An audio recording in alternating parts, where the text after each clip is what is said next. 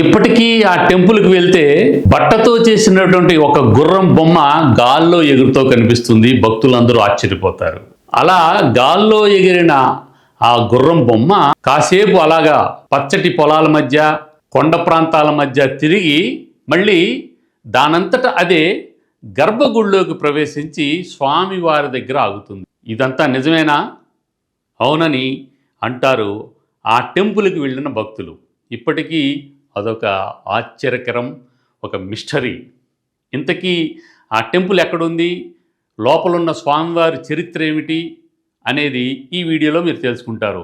ఇంతకంటే ఆశ్చర్యకరమైన మరొక విషయం ఏంటంటే, అదే ప్రాంతంలో ఒక రాజుగారు తనకి పుత్ర సంతానం లేదని చెప్పి నేరుగా ద్వారకకి వెళ్ళి స్వామివారి మీద కోపంతో తన భార్య తను ఊరు ప్రయాణం చేసేటప్పుడు ఇచ్చినటువంటి మోతీచూరా లడ్డు తీసుకుని స్వామివారి విగ్రహం, అంటే కృష్ణుడి విగ్రహం ఉంటుంది కదా ద్వారకలో, కృష్ణుడి విగ్రహానికి గట్టిగా వేశాడనమాట.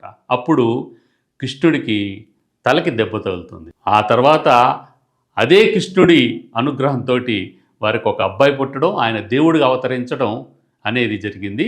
ఇదంతా ఎక్కడ జరిగింది అనేది మీరు ఈ వీడియోలో తెలుసుకుంటారు. ఇక లేట్ లేకుండా మనం వీడియోలోకి వెళ్ళిపోదాం.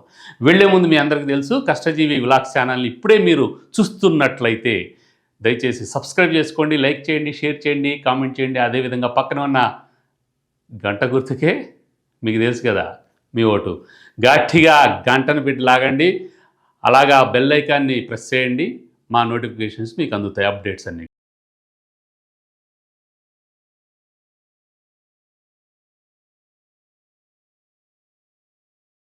రాజస్థాన్లో మార్వార్ అనే ప్రాంతం ఉండేది. ఆ ప్రాంతంలో రునిచ్ అనే రాజ్యం ఉండేది. ఆ రాజ్యానికి అజ్మల్జీ తన్వార్ అనే ఆయన రాజుగా ఉండేవాడు. ఈ రాజు దంపతులకి పెళ్ళి చాలా సంవత్సరాలైనా కానీ పిల్లలు లేరు. పిల్లలు లేని కారణంగా మహారాణిని ఎవరు తమ పేరంటాలకు కానీ, పెళ్ళిళ్ళకి కానీ, శుభకార్యాలకి అస్సలు పిలిచేవారు కాదట ఆ రాజ్యంలోని ప్రజలు. అలాగే వీరిద్దరూ ఎప్పుడైనా వచ్చినా కానీ, తర్వాత రాజు ఎదురుపడినా కానీ ముఖం చాటేసుకుని వెళ్ళిపోయేవారట. ఇదంతా తలకొట్టేసినట్టు అయిపోయింది రాజు దంపతులకి.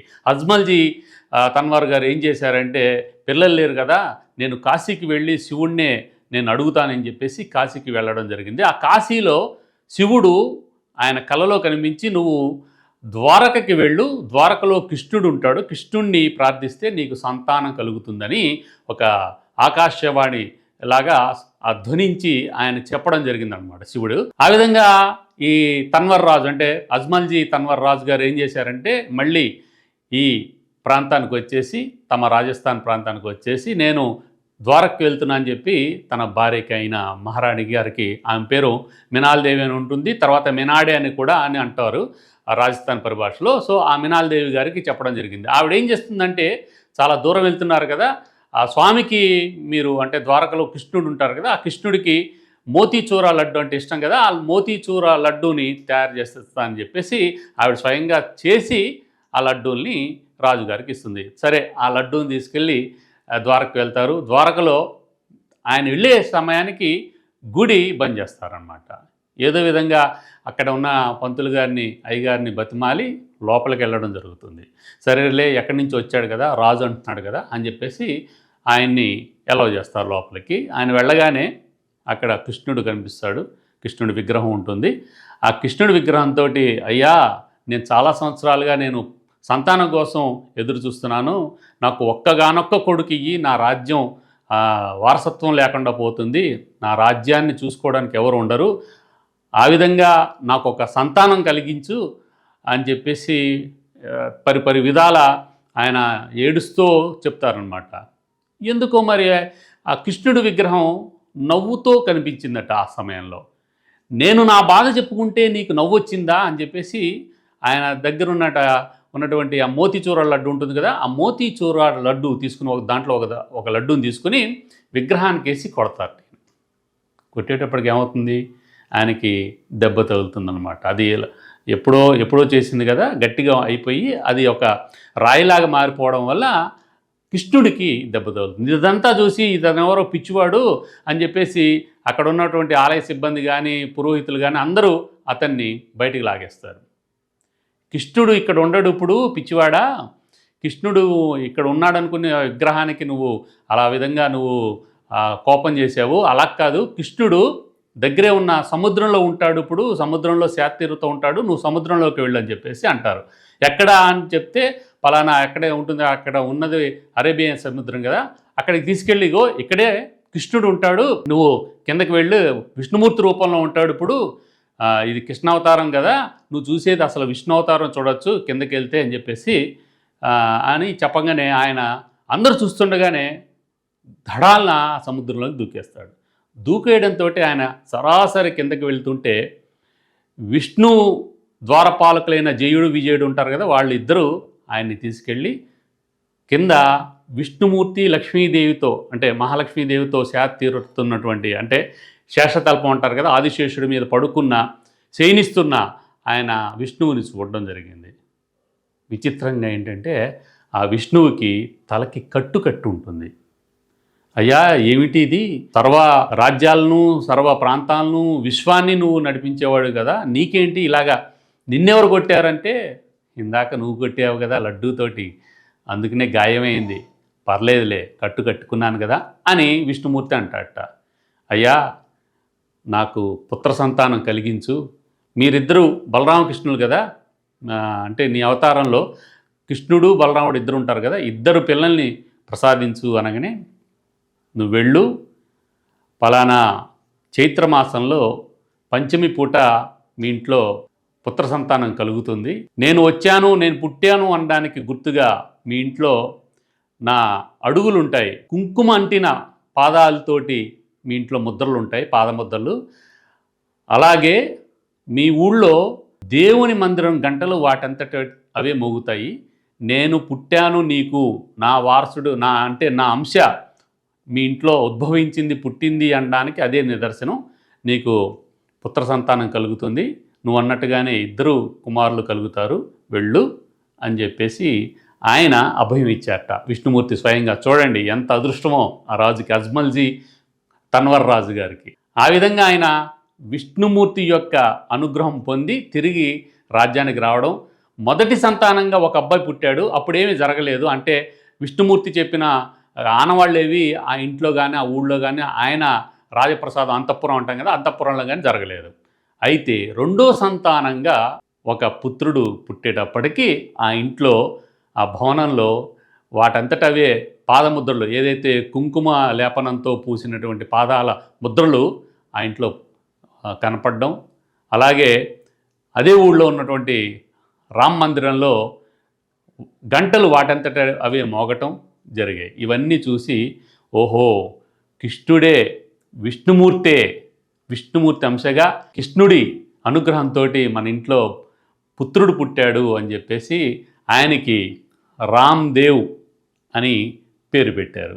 ఆ రామ్దేవ్ సమాధి యొక్క మందిరంలోనే నేను ముందు ఈ వీడియో ముందులో చెప్పినట్టు బట్టతో చేసిన గుర్రం గాల్లో దానంతట అదే ఎగురుతూ ఉంటుంది, పొలాల్లోకి వెళ్తుంది. అలాగే ఒక్క రాజస్థాన్లో ఆయన మందిరంలోనే కాకుండా గుజరాత్లో కూడా ఇలాంటి ఆయన చమత్కారాలు అంటాం కదా, మహత్యాలు జరగడం భక్తులు కళ్ళారా చూశారు. మీరు ఈ వీడియోలో అదేవిధంగా అలాగా గుర్రం ఎగరడాన్ని, ఒక బట్టతో చేసిన గుర్రం ఎగరడాన్ని మీరు చూస్తారు.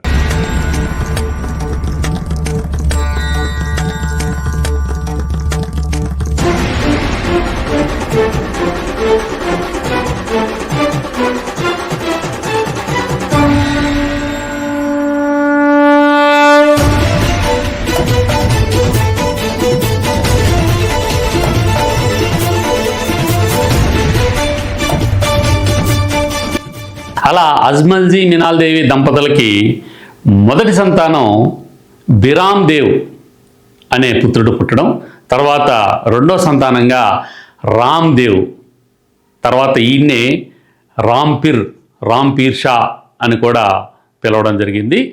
అలాంటి కృష్ణుడి అంశతోటి విష్ణు అంశతోటి రామ్దేవ్ పుట్టడం జరిగింది. రామ్దేవ్ పుట్టిన తర్వాత చిన్నతనంలో రామ్దేవికి బిరామ్దేవికి ఇద్దరికి చిన్న చిన్న కొట్లాట్లు ఉంటాయి కదా, సిబ్లింగ్స్ మీరు చూస్తూనే ఉంటారు, అన్నా చెల్లెలు కానీ అక్క తమ్ముళ్ళు కానీ వీళ్ళందరూ కూడా చిన్నప్పుడు ఎఫెక్షన్‌తో అంటే ప్రేమతోటే కొట్లాడుకుంటారు. అలా కొట్లాట జరగడం కూడా మంచిదే అంటారు. అంటే వాళ్ళలో మానసికంగా వికసిస్తాయట అన్నీ.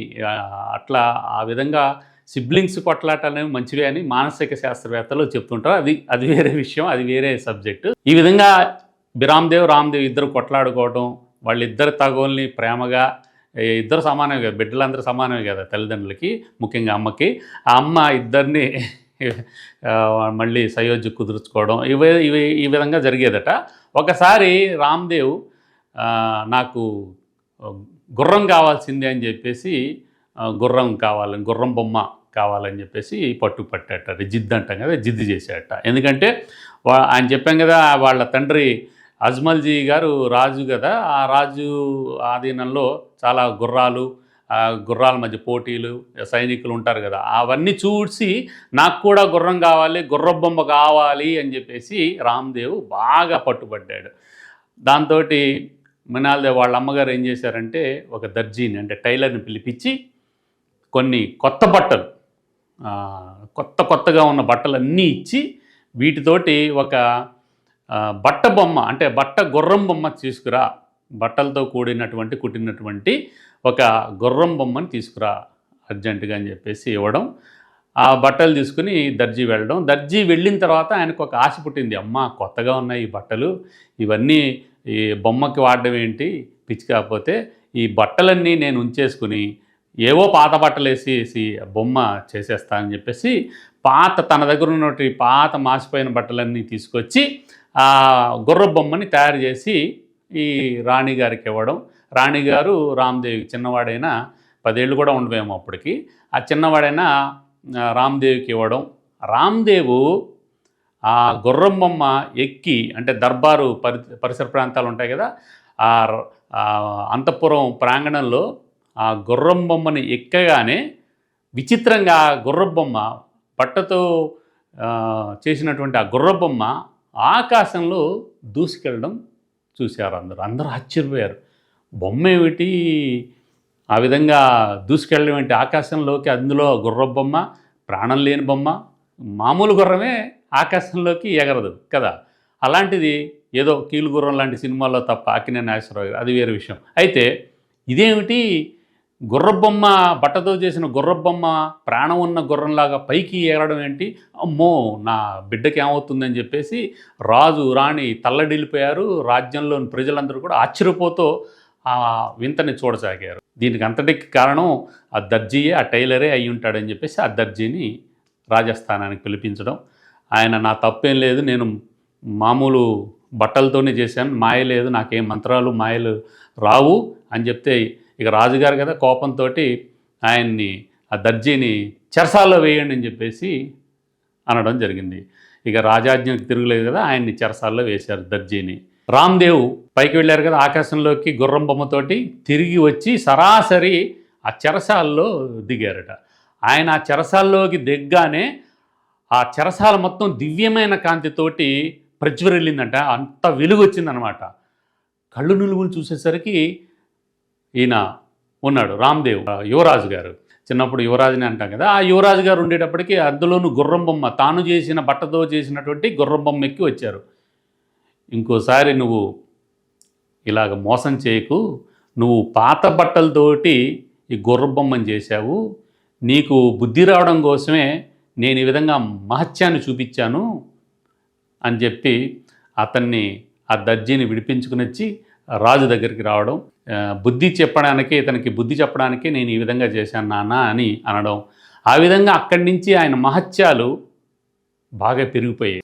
ఈ విధంగా తన మహత్యాలు మహిమలు చూపడం రామ్‌దేవ్ గారి యొక్క చిన్నతనం నుంచే ప్రారంభమైంది. రాజస్థాన్లోని ఉండు కాశ్మీర్ ప్రాంతంలో 1352వ సంవత్సరంలో రామ్‌దేవ్ బాబా జన్మించారు. ఆయన పుట్టినప్పుడు పేరు రామ్‌దేవ్, తర్వాత బాబా అయ్యారు, తర్వాత రామ్‌దేవ్ పీర్ అయ్యారు, రామ్ షా అయ్యారు.